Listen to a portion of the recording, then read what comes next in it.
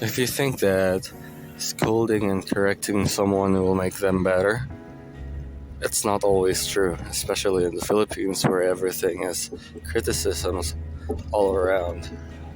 So if a guy did something bad and he's like, why do you do this? Bakit ka ganito?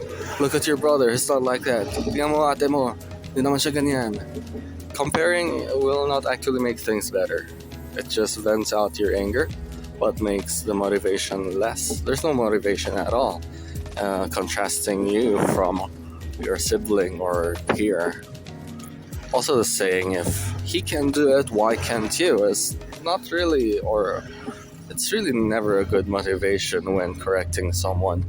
Those things are better done when there are opportunities, like if a guy can climb up with hard work, then so can I. It's internal motivation that works best and things like that. So what about positive reinforcement? By saying to someone, keep up the good work, good job, that actually makes them think if they really did a good job. And if they're not satisfied with their work, internal motivation allows them to improve. Of course, there's a tendency that this becomes something lax. For example, if you said good job to a bad job, then there's a tendency, if a person does not understand that, he will think he's really doing good. So the right approach is to correct the wrong action, but to commend the person. So for example, if I would say to a worker, hey, good job today, you worked hard, but the way he plastered the wall was wrong, or the way he painted the wall, I would recommend something. There's a technique to painting the wall more efficiently, or what I do is like this, then I demonstrate. People tend to listen to a leadership that can demonstrate instead of just talk. Because the lowest ranking in leadership is having a title or a position. Just because you call them boss doesn't mean they are a leader. It's just a title. A real leader has 5 levels. But position is the lowest of all them. It's just a title they got, maybe from appointment, or because they're just related to a family member. So in the East, here in Asia especially, we look up to our bosses so high because we think we need the money even though they abuse us.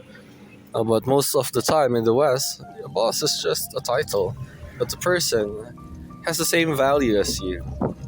So if they do wrong, you can actually talk back to them. Your life is not dependent on sticking to one boss to, abuse your integrity. So, the way I would correct somebody is to acknowledge that they are people like me, but skill-wise, I have a better option because I am more skilled. Why would I be in that position if I don't have the skill? Supposedly. But the tendency is many of our leaders don't actually have skills. What are these skills? The first skill is a people skill. The tendency to talk to people, to encourage them, to hang out with them. That is a people-oriented leader. However, that doesn't necessarily mean that he is effective during work. So there are many people who are like Mr. Barack Obama when he was president. He has a tendency to be getting along with people, but performance-wise, many goals were not achieved. So that comes to the next person. You can correct a person by being goal-oriented. And being goal-oriented means no ad hominem, no attack on the person, just the goal. Hey, this is how we do the work. The work needs to be done like this. And you can take a break if it's too hard, but there's a more efficient way. This is step 1 and then this is step 2. Do not try to skip to step 10 immediately. Many goal-oriented leaders actually have a lot of accomplishments and achievements, but they have the tendency not to not to care for the feelings of the person, because they tend to think that most of the time feelings just get in the way. However, that's not true for most employees. Feelings can actually motivate a person's performance. That's why there should be a fine line and a distinction between being rowdy as a goal-oriented person or being too lax as a people-oriented person. Which brings us to the next kind of leader, a leader who demonstrates by example, and even without talking, even without telling people what to do, every time they see him, they get inspired by him. He's the kind of person who people see are not all talk, but also does hard work, especially one who comes from the low ranks and says, with his actions, he says, I experienced what you did, and I know and I understand, so you can't hide it from me if I'm doing a bad performance and you guys are affected. So that kind of leadership is one that demands respect, voluntarily given from the employee. So parents, when you correct your children and you keep saying, why is your brother like this? Why are you not like that? It doesn't actually help. There are people, because of too much words, their ears become numb and they don't listen to whatever you say as long as you hurt them. So the best approach is always to capture their attention, make them feel good. It's not called being plastic, as many people don't differentiate being plastic and being efficient these days. They think if you're plastic, then you're kind. If you're rowdy and if you have a hot temper and you try to be kind, you're plastic.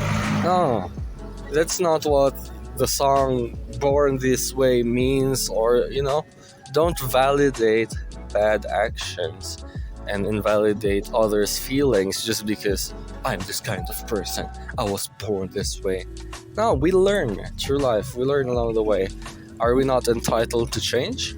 Are we not entitled to our own improvement? If we think that our temper is the cause for our problems in life, can we not chill from time to time? Can we not calm down?